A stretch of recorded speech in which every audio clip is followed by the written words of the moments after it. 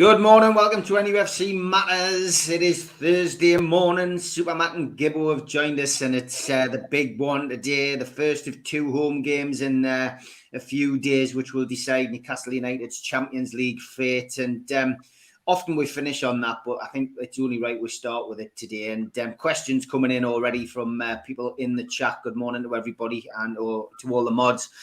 John, I hope you're wrong. He goes, hello all, could goal difference be the key? If Liverpool needed to score 6 at Southampton, you wouldn't put it past them. It might help if we can put a few into Leicester's goal. Tonight might be tricky. And he says, do you think we might play deeper tonight? If we high press, Brighton might exploit us on the break. I've heard that Everton played deep and caught Brighton on the break. So, interesting stuff. I was up at 5:30, Malcolm. I was telling you when I came into the green room this morning, I couldn't get back to sleep because my mind was on the game straight away, thinking about the ifs and buts and maybes. We've been discussing it all week this week. Eddie Howe was discussing it at his press conference yesterday. He, as we know, takes it one game at a time. But yeah, John's questions there. Let's take them in reverse order.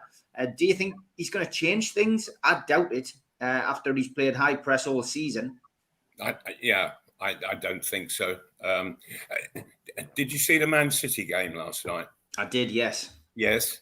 That, for me, was one of the great team performances that I've witnessed. And Man City, they literally just moved up and down as a total group, up and down the pitch with the ball, and Real Madrid could do nothing about it. If you've got the players who have got the abilities and the skills necessary, you can take anybody on. And really, that's how Newcastle should be approaching tonight, I think.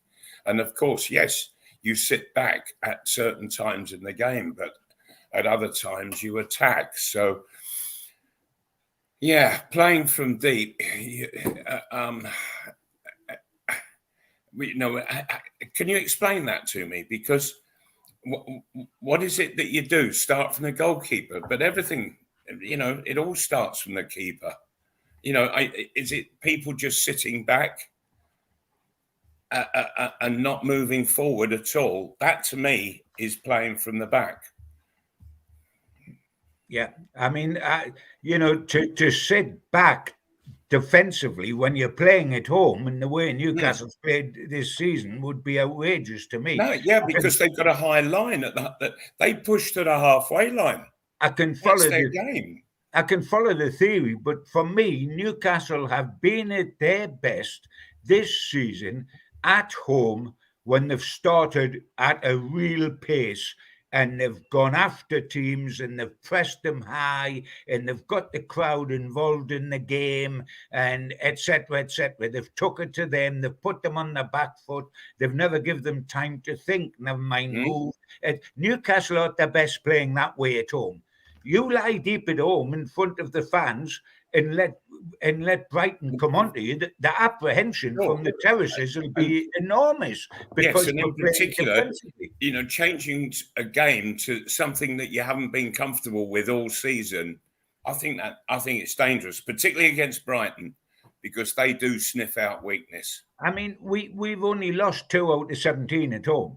Let's not lose sight of that fact. It pretty well, I know the last home game was different, Arsenal, but it's pretty well been a fortress, St James's Park. Yes. And why at this late stage, the last 2 games of the season, last 2 home games of the season, I don't think Eddie Howe's going to change his style. I want him to get up and get at them.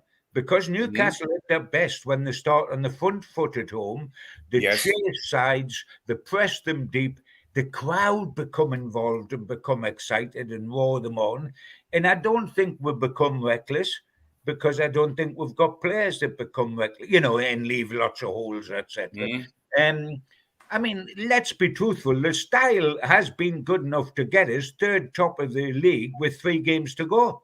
Absolutely, John. And you've just mentioned that generally over the season that the home form has been terrific. Absolutely, yes. And we've got 2 remaining home games. If we get 6 points from those, that's it. All the arguments are over. Newcastle will finish in the top 4. Simple as that. So, very simple instruction. Get out and win the 2 home games. You've been doing it all season. Now just do it again twice. Yeah. Okay. The other question was about goal difference. I mean, should the worst happen and Newcastle, take it to the final game, is goal difference going to play a big part, Malcolm? I would say it may well do. It may well do, but Newcastle have a distinct advantage on that as well. So it's Liverpool and Manchester United that are doing all the chasing at the moment. Newcastle don't need to chase other than points. Get the points in the bag. Goal difference wise, Liverpool aren't bad. I think they're about 26, we're about 30, whatever or something. Liverpool, if they won the last 2 games and we lost 3, which we will certainly not, then there could be a difference. Manchester United's out the water. It's about +5 or whatever it is. Their goal difference just doesn't come into play.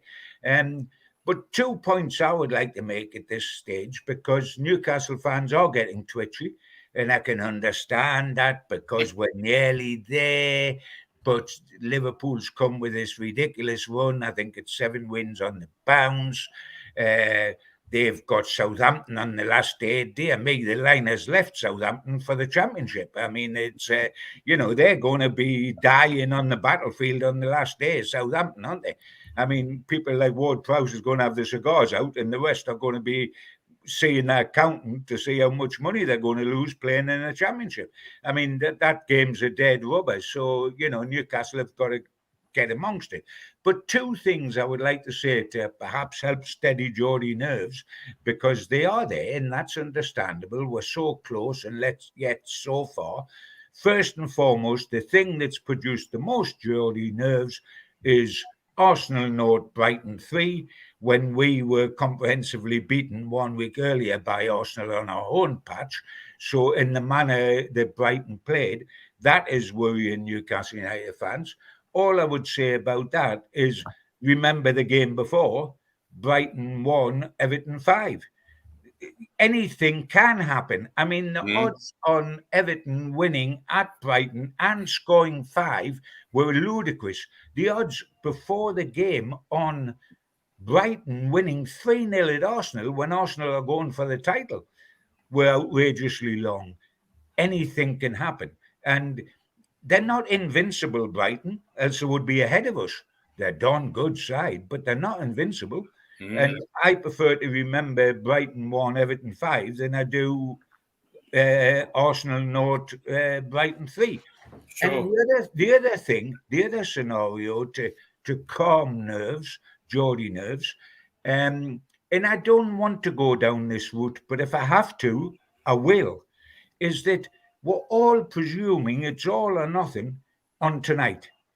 It isn't. No. If we lost tonight, and heaven forbid, and we may just draw, but I expect us to win just. But if we lost tonight, it is still in our hands, Champions League, because if we beat Leicester, and we will, and we win at Chelsea, which is not what it used to be in terms of fear factor, then we are in the Champions League. We can lose tonight and still be in the Champions League by winning our last 2 games. So, let's keep a sense of proportion about this. It's not cut your throat time tonight. It's not stand on the centre circle and sacrifice yourself if we lose, because we can still do it.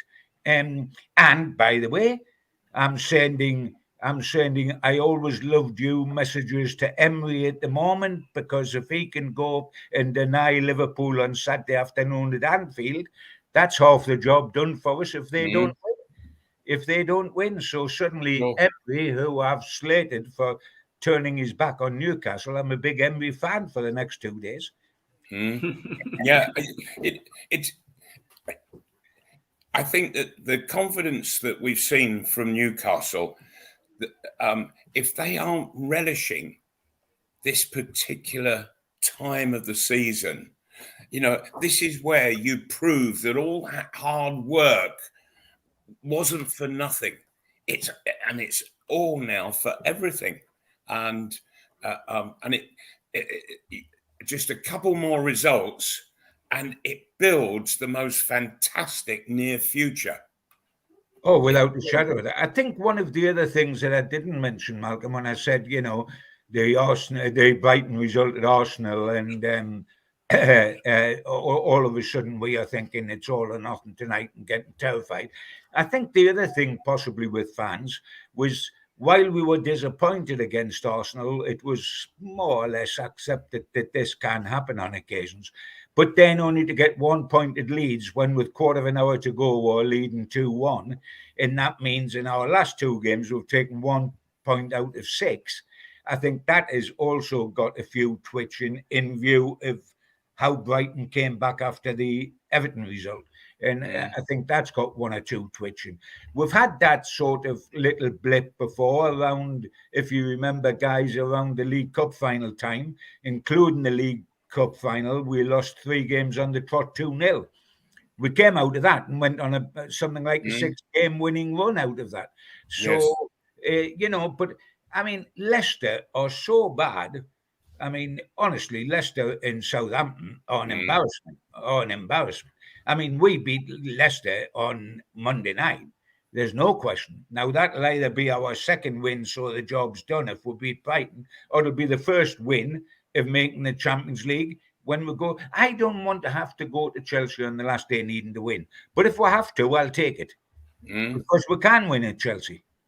But I would certainly can.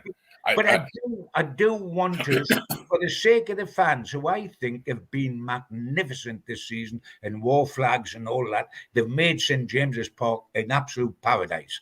The war flags, the fans. So I would love to clinch Champions League football at St. James's Park for the sake of the fans. To do that, we've got to beat Brighton and beat Leicester. And then you've done it at St. James's Park. That's a perfect... And it's nothing out of the ordinary to what we've been doing. No, it isn't. It isn't. I mean, yes, you can see perhaps a team of Brighton's quality if they hit that day, getting a draw with Newcastle at home in the way that Man City did in the 3-3 and a couple of other sides have done. But you can see us winning as well. You don't expect us to lose. But it's bound to get twitchy when it hasn't been put to bed by now. I mean, the thing that makes people twitchy is that it's only last month, the beginning of last month, that Liverpool were 12 points behind Newcastle. And then they won 7 on the trot. They were 12 points behind Newcastle. What are they now? 1 or 2 points behind. So it's them coming up like an express train.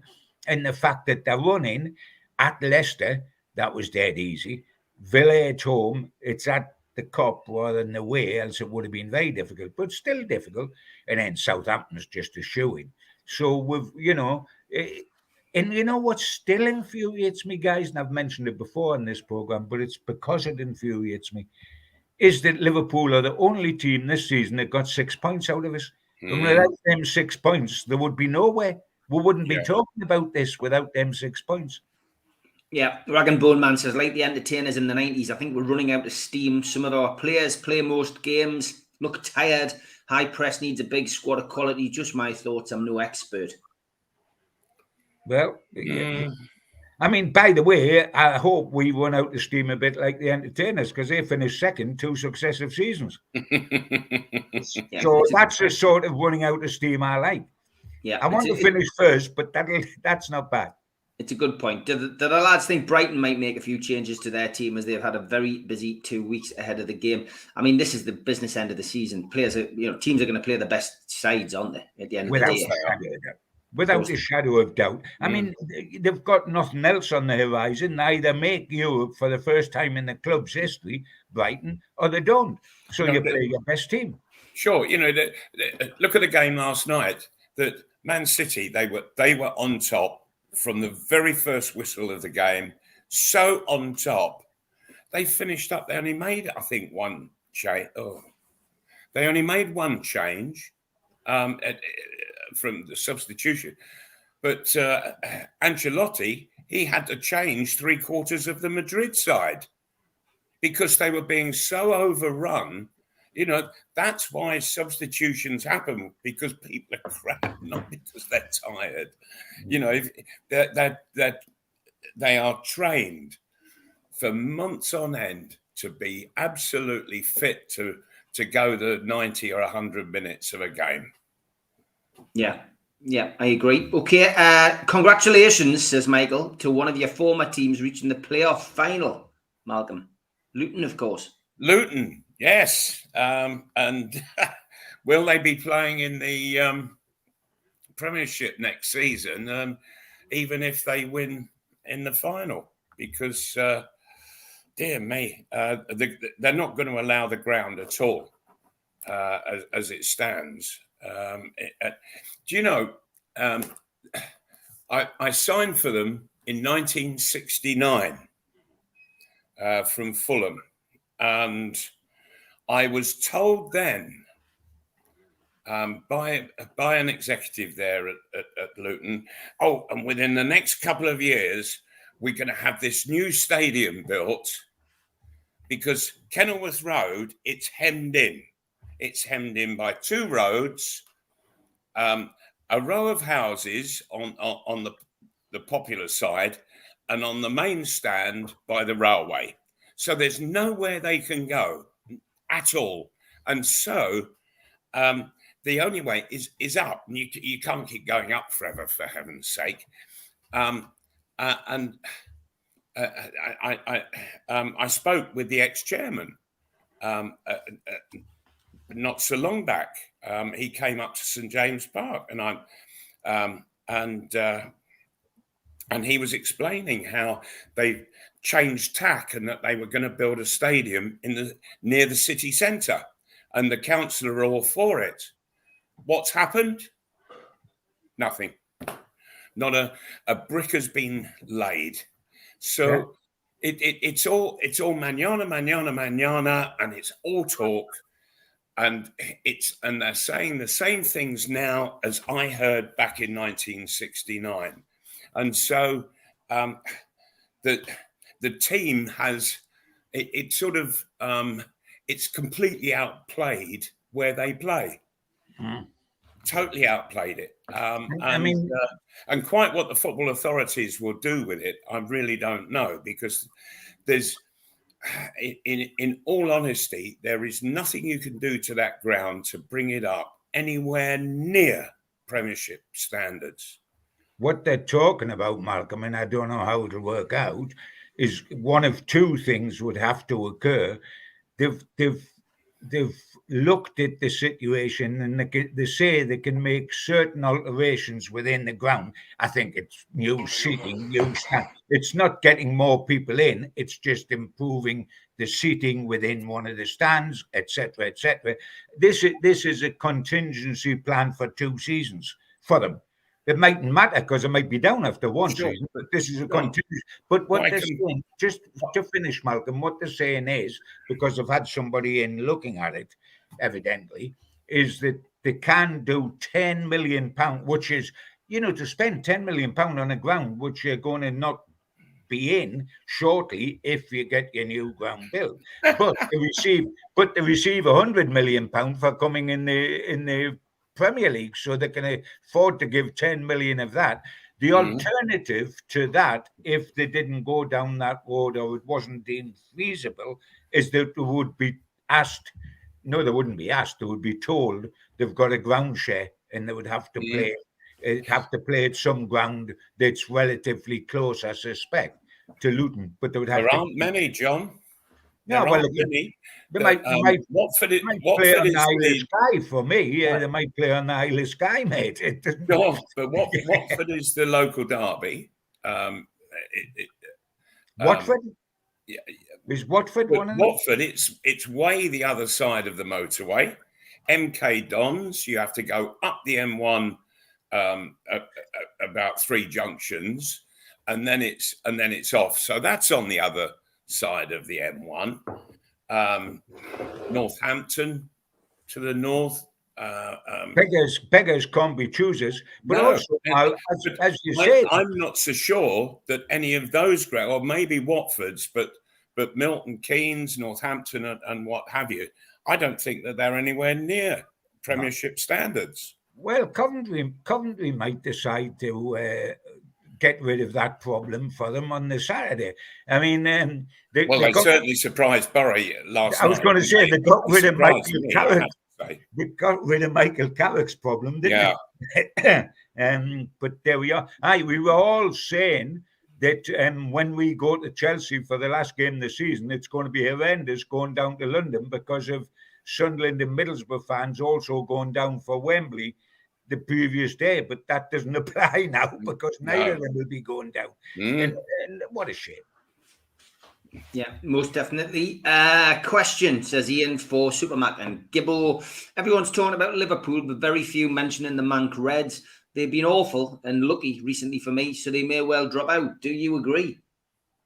I would be more than happy for it to be them. They have been dithering. The only thing off the top of my head, without looking at the results too closely, that seems to be keeping them in the top four for me is that they win at home 1-0. Unconvincing, often only 1-0, but the home record's keeping them afloat. Yes.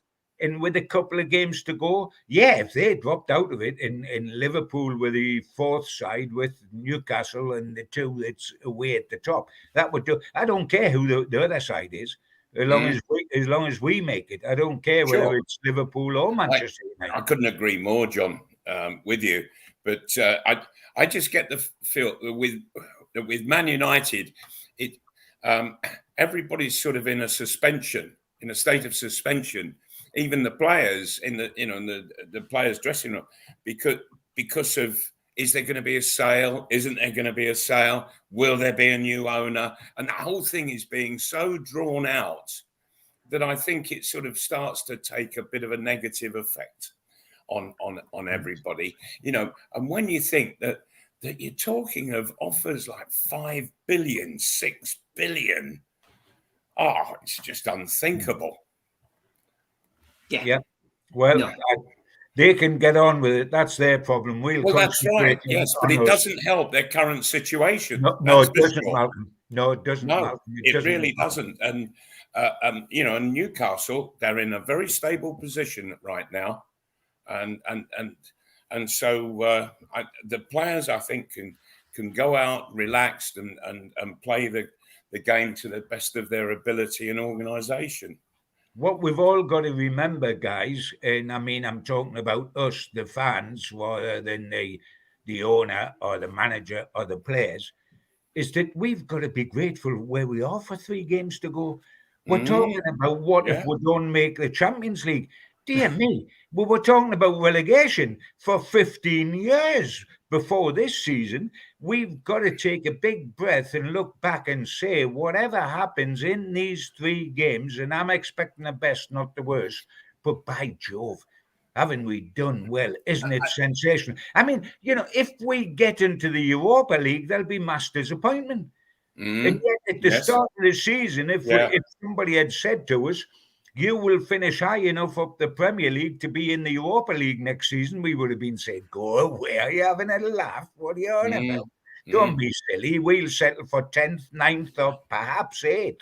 But, if we go in the Europa League, 1 or 2 people will be going, oh, dear me, I was looking forward to the Champions League. This is a disappointment.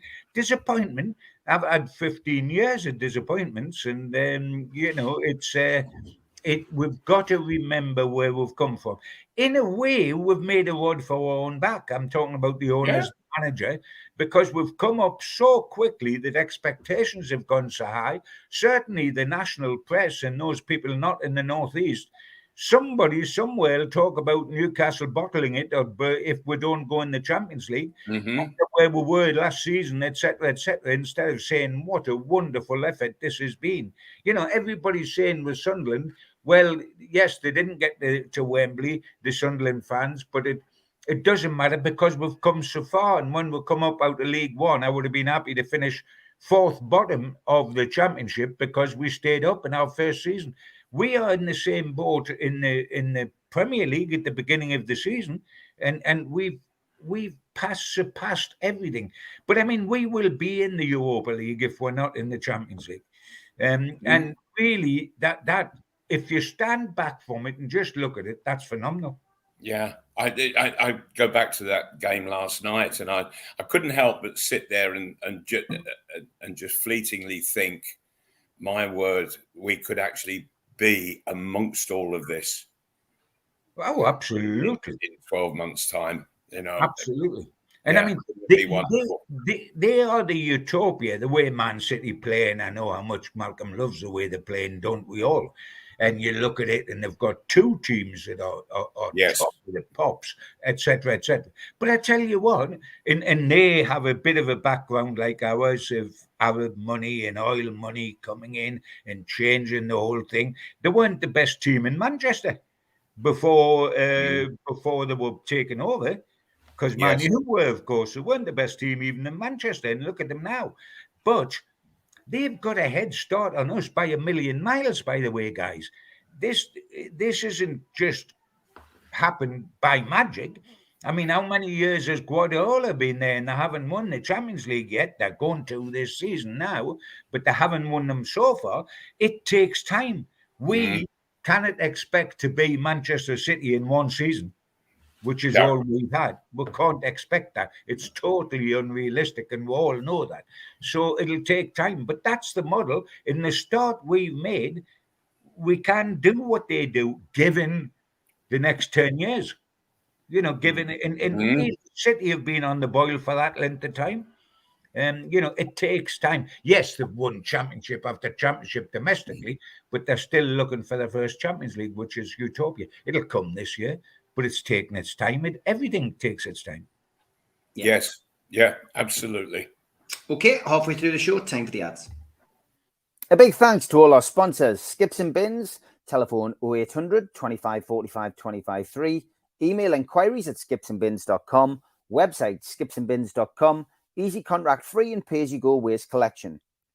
A big thanks to Mr. Vicky's sauces, which are handmade in Cumbria. You can find them at their website, mrvickies.co.uk. If you want to place an order, call 01768 210 102 or email info@mrvickies.co.uk.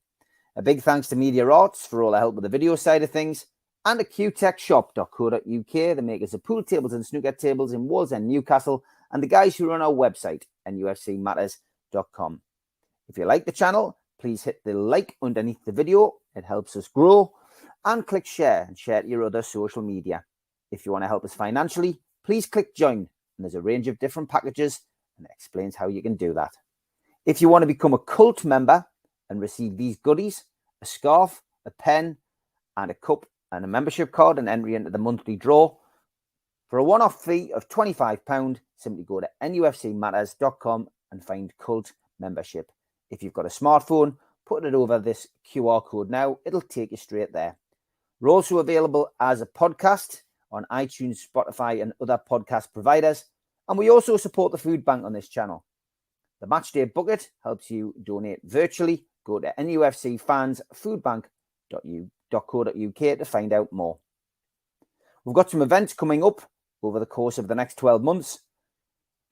An evening with John Anderson takes place at the Time House Surf Cafe. Only limited tickets available. 13th of June. Go to their website to buy tickets. Bend it like Bobby. Cometh the hour, cometh the man. And just after the hour, the man did cometh at the double, as it was time to bend it like Bobby. It's a comedy play. It's a rehearsed reading by Jim Orr. It features myself and a few other cast members. Friday the 16th of June. Tickets on sale at newcastlelegends.com, and they're only £5. An evening with Frank Clark. Well, this is our Christmas due. Thursday, December the 7th. Tickets are £15 from nufcmatters.com at the Tyneside Irish Centre. And a big one for the new year, January the 25th. Keegan, Waddle and Beardsley and special guests back together, the class of 1984, at the Tyne Theatre and Opera House on Westgate Road. Tickets available direct from the venue. If you like T-shirts and you want a few for the summer, get yourself to nufcmatters.com. The Isaac T-shirt is proven very popular. Okay, plenty to go through in the second half of the show. Tom Dixon asking a question not Newcastle related. He says, watching Man City last night, do you think they can win the treble, Malcolm? Not this season, no. You don't? Do you think Oh, Man sorry, City can win they. the I treble? thought he said we. No, I mean, they- oh, yes. Yeah. The way they played last night, it was absolutely magnificent. And that kind of football, they can go win anything at all, Man City. I just sat there spellbound watching it, and I witnessed something I never thought I'd see, and that was Real Madrid just crumbling, and just through brilliantly organised, but wonderfully imaginative football. I think they will do the treble because the league's theirs now. They've just got to beat Chelsea, I think, in the next game. They'll win the league. I think they'll beat Inter. Inter's not good enough to give them a game. Inter won't give them a game. And then they've only got Man United in the cup final. And they were better side than Man United. Interesting guys. The last team to do that particular treble was Manchester United. And the team they beat in the FA Cup final was us at the end of the 90s. Yes, they did the treble when they beat us in the FA Cup. Yeah, that was the treble, their treble, which was the Ferguson treble, and now you're going for the Pep treble. And I do believe they'll get it this year because the league's theirs now. Yes. Arsenal blew up the other night. The league's theirs now. They've got over the huge hurdle, which is Real Madrid. They'll beat Inter in a one-off, no question. And then that's just Man United. And watching it last night, I just thought, what a great time to hit your peak. It's the absolute perfect time. And what is it? They've got 4 games to go, I think, and they win all 3 trophies. Yeah. Oh, dear me. And they often finish strongly, Malcolm. The second half of the season is often when City come powering through and get the job done. And I mean, they've been threatening to do. They always win the Premier League. I think it'll be 5 out of the last 6. This will be. But they've been threatening to do this. They were winning the League Cup instead of the FA Cup. They're threatening to do this. Yeah, and Arsenal could never shake them off, could they? They were always just... No. Those couple of steps behind Arsenal all the way through, enough to make Arsenal very nervous, and we've seen exactly what happens then. Yeah. Malcolm, do you think he's going to go with Callum Wilson and Isak tonight? I mean, we've seen it a couple of times. He's always quick to defend in the press conferences that they're not a partnership, that are parts of the game against Arsenal and Leeds. They did play together, but in essence, they're not a partnership. No, do you think he'll go with it again tonight?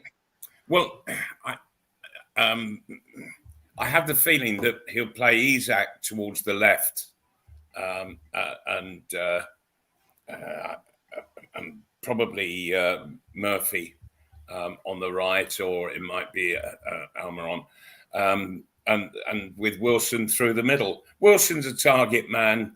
The other guys, they all want to come from that little, that slightly deeper position, and so yes, I think have them both in the side, but they don't play together. They will come together at some point as they go into the Brighton penalty area, but before that, no, I think that that sort of Isak's. He's more of an attacking midfield player, and until he gets into the box. What about you, John? Yeah, interesting team selection. I mean, the only thing, in my opinion, at the moment that Eddie's got to talk about is his front 3, because if you think Pope's in goal, of course, the back 4. Under normal circumstances, you could rest somebody out the back 4. Because we've kept 1 clean sheet out of the last 17 games we played. We went to Leeds where I'm saying, for goodness sake, keep a clean sheet, go back to what you used to. Within 7 minutes, we've let a goal in. Within another few minutes, we've given a penalty away, which luckily was saved. And then we'll let another goal in. We'll let 2 goals in at Leeds. We've let goals in every single game we've played, bar one, the Manchester United 2-0, in the last 17 games. We've got to stop doing that. And there's 1 or 2 players making mistakes at the back. I mean, people put the finger on Pope for the first goal in 7 minutes, saying he palmed it out into the centre of the goals. Long before it got to Pope, there's things that could have happened. Trippier ought to have cut out the cross, ought to have not made it so easy to cross from the left wing. Byrne, and I think the other one was Botman, stood like 2 milk bottles on a doorstep for the other guy to come in between them for the header. And then when it was palmed out by Pope, the guy, the fullback coming in that tapped it into the net, was being tracked by Isak, who just stopped tracking him. Now, I know that a lot of fans would not want to mention or point fingers at either Trippier or Isak, but the fact of life was, on that goal, both of them could have done better. And we have let in 1 out of 17, but they can't change the back. Because first of all, they cover right back, and I'm not meaning for a second you'd think of dropping Trippier, far from it. But anyway, the cover left back Kraft has been injured all season. The cover centre half Lascelles won't play again this season. In the left back, while we've got Target and Dummett, and the manager said lovely things about both of them, he never starts them. He's only once called Target in for Byrne, etc. So he's not going to change the back. You can't change midfield, because with Longstaff not available, and he isn't available again, you've only got the 3, which is Bruno, Joe Wilton, and Willock. So that's not going to change. So there's only the front 3 to talk about.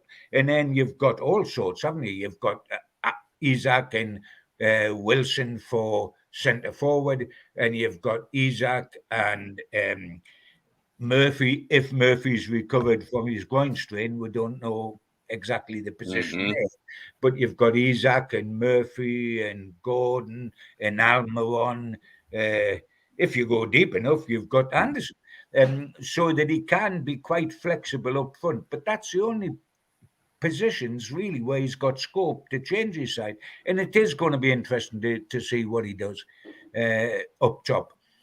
And what he does with Isak and Wilson. A lot of people want to go back to Isak starting and Wilson coming off the bench as an impact. The trouble is then, who's better than Isak to play wide left? St.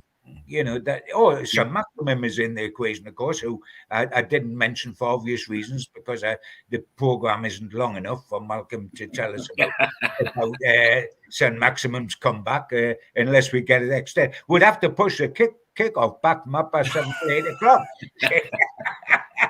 Tomorrow night. But it is going to be interesting, the front 3, isn't it? Because you can almost switch anything.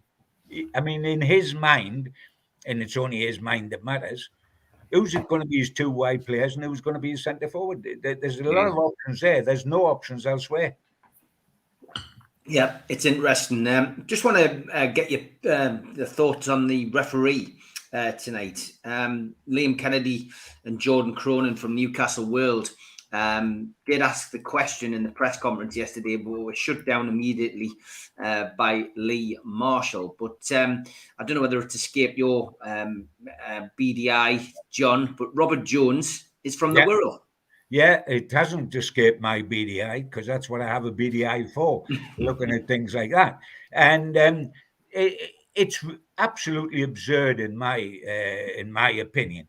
And why it's absurd is not because normally a guy from the world, this guy can referee us anytime he likes, apart from not in any of our last 3 games of the season.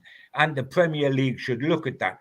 When you've got a situation where it's between Newcastle and Liverpool for a prize as big as the Champions League, and you're giving a Newcastle match to a guy who lives in Liverpool, you're asking for trouble. You're asking for huge amount of trouble. Now, I'm not saying that this guy's biased or not. They shouldn't do it, not just for the sake of Newcastle fans, but just to finish it, for the sake of the guy.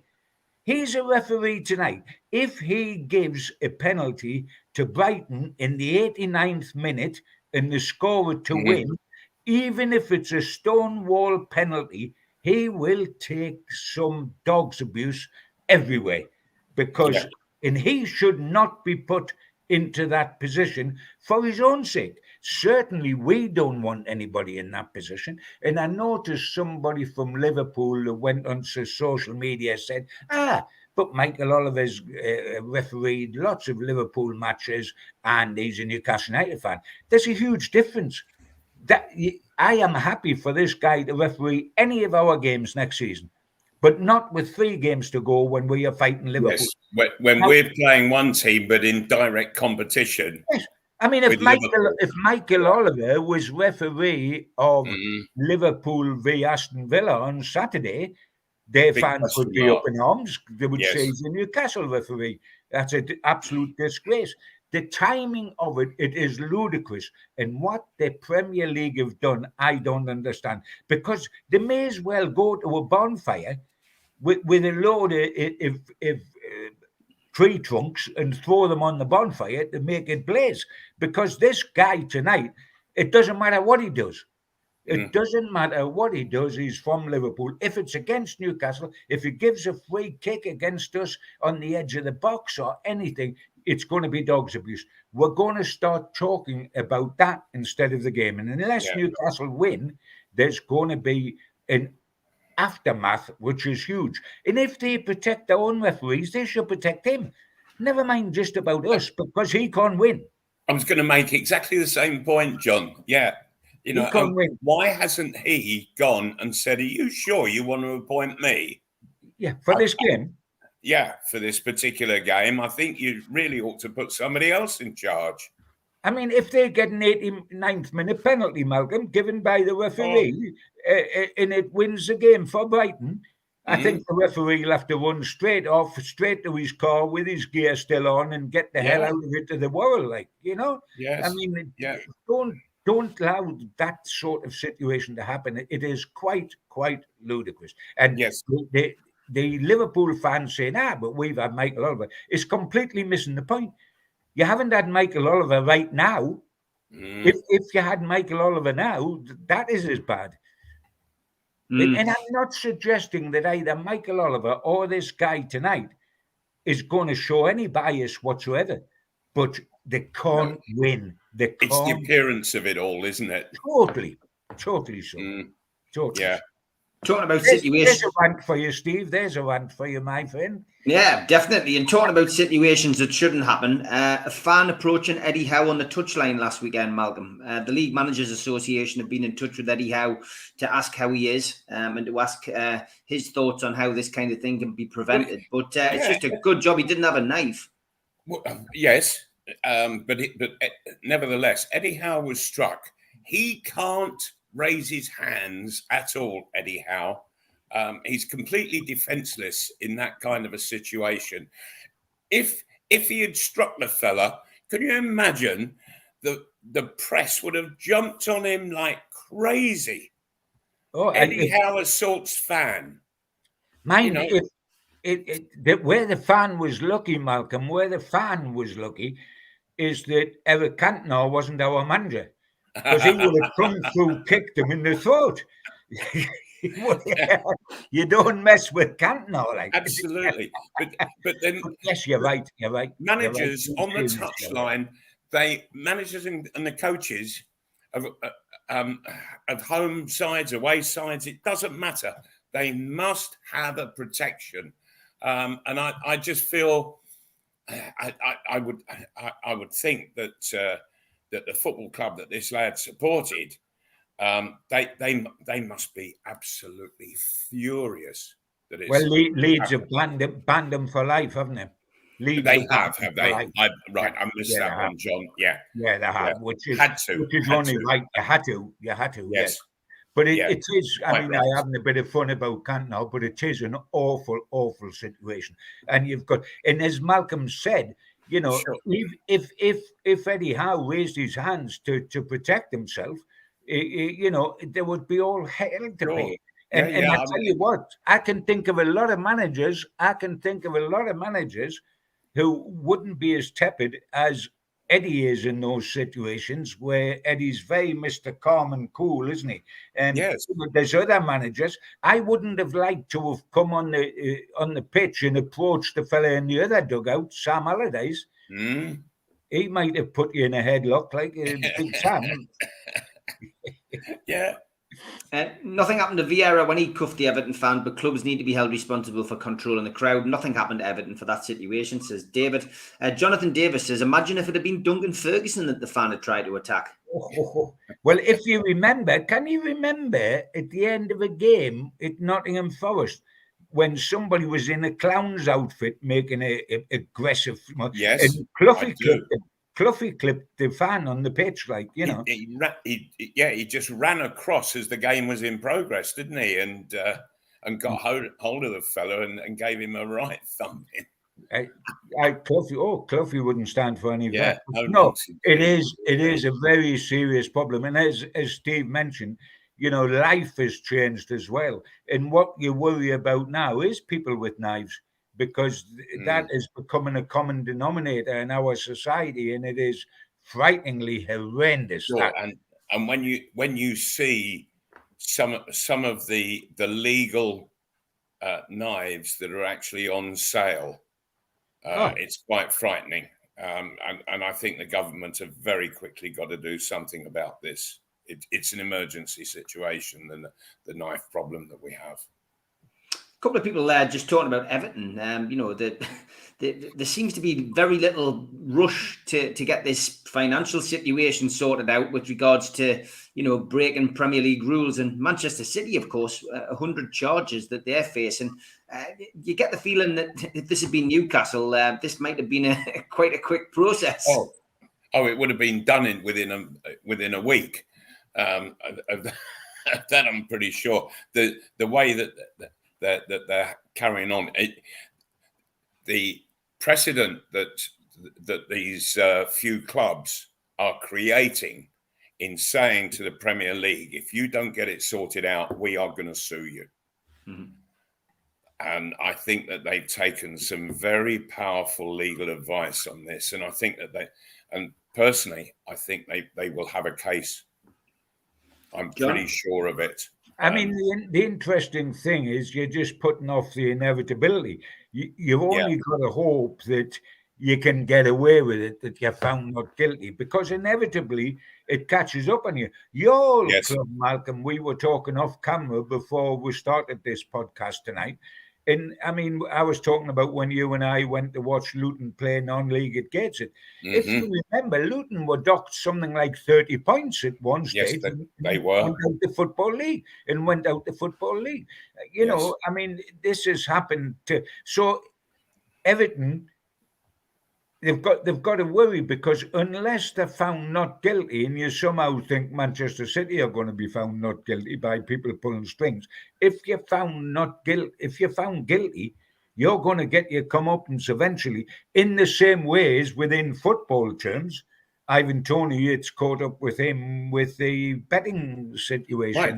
Now 9 months, isn't he? But I just can't see why on earth this delay is taking place, because the clear-cut evidence against Everton is there in their own accounts, and the accounts have been published. It's out there. It's in the public domain, and still the Premier League are prevaricating over the whole situation. I just find it absolutely balmy on their part. I really do. Well, and when it's so balmy, then it starts to smell for me. Well, their speed's only slower in full stop. Look how long it took them to decide that the Newcastle takeover could go ahead. I mean, that must have took a year and a half or a little bit longer.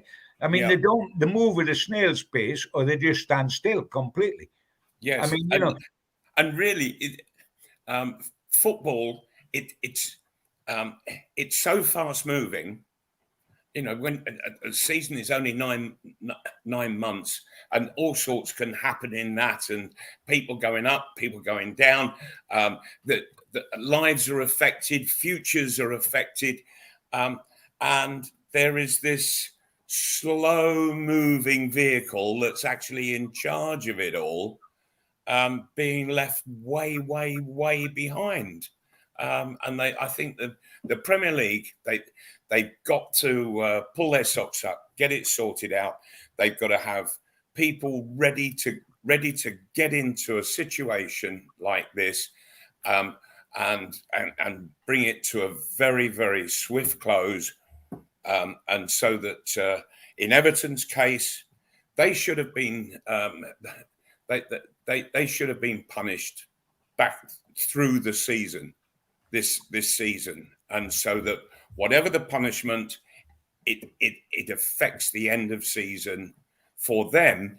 And if they're going to be relegated, for example, then at least people coming up from the Championship know that what the situation is, and can work and play and organise in the necessary manner. But I'm afraid that this Premier League, it's such a slow-moving vehicle that football's leaving them behind. You talked about Ivan Toney there, lads, before. Fair punishment for what he did, do you think? 8 months out? I mean, he can start training again 4 months into that punishment, but for the first 4 months, he's not allowed to train with his club. Financially, only fined 50,000, which you would imagine is that's a bit of a joke. That, yeah, seriously, it's not much, is it, for him, is it? He's earning more than that in a week. Yeah. I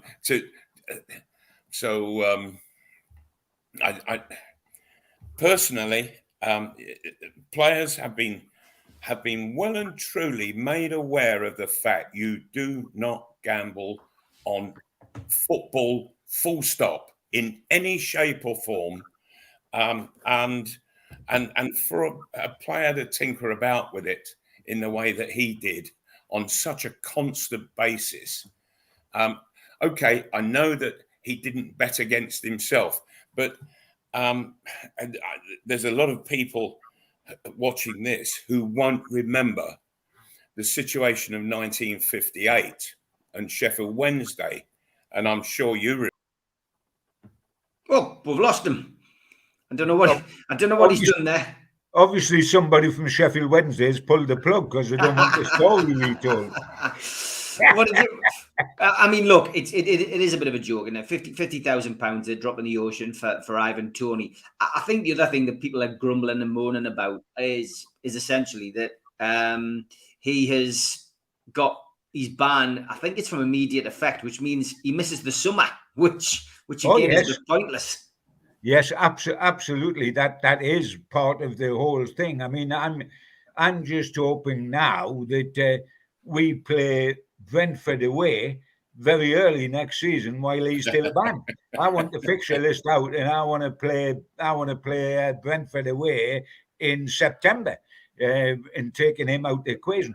It has happened with other footballers before, and I know Malcolm was going to tell us the tale, and I know what it is, and I do remember it, Malcolm, as you were suggesting, and I'll leave that one to you with Sheffield Wednesday. Huge thing, way back. But more recently, it's happened with people like Joey Barton, hasn't it? Who had a long... Yes, it has. He had a long ban, Joey Barton. For, in fact, it was longer, but it was cut on appeal to something like 9 months. But it was a lot longer initially than the one that Ivan Toney's got. But you know, I mean, you think, why they're doing it? It's a bit of excitement. Presumably, it's a bit of curiosity. They're not doing it to make the money. When you got people doing it back in the 50s or whatever, they were on bad wages. So there was the financial side. There was a temptation because they were throwing matches. Sure, they were on a maximum wage, I think, which was less than £20 at the time. Whereas now, I mean, you're not gambling because you need the money. You're gambling for the sheer excitement of it, and you're more likely to lose your money than make your money. Ivan Toney, I think, on betting on the football. But all I want to do is I want to play Brentford early next season. That'll do for me. Newcastle United take on Brighton tonight, 7:30. Yes, that's 7:30 kickoff, so don't forget. So often people miss 15 minutes of the game because they're so used to 7:45 kickoffs. We know that Sean Longstaff is unavailable for tonight's game. Jacob Murphy was also a possible doubt. We're not 100% sure what the situation is with Murphy. Eddie Howe didn't really go into it in yesterday's press conference, but one would hope that he would be back for the Leicester game on Monday. As for Brighton, well, Veltman, Lallana, March, Lamptey, Moda, Saramento, Webster and Sanchez all miss out. So they are missing a few. Likely to be in goal, of course, is Jason Steele, who is from Newton Aycliffe, and he was also at Middlesbrough and Sunderland for some senior appearances back in the day. Brighton have got a decent away record, 8 wins, similar to Newcastle, of course. And as we've already discussed, referee for today's game is Robert Jones from the Wirral, and VAR is Jared Gillette. Okay, lads, prediction on this one. How do you see this one going, Malcolm? I think Newcastle will win tonight. And then we can all relax somewhat and look forward to a victory against Leicester. I'm going to take Newcastle to win 2-1 tonight. And what about the game on Monday? How do you see that one going? Do you see a win? Do you think Leicester? 3-4-0. Right. Okay, John, are you as confident? 2 wins and that's it. Job done. Yeah, I am. All those guys that are out for Brighton were out anyway when they played at Arsenal. So they can still feel virtually the side that dismantled Arsenal. So they're not coming up here hugely weakened. These guys were out anyway. I think it'll be a bit nervy tonight. It'll be we're not going to steamroll them.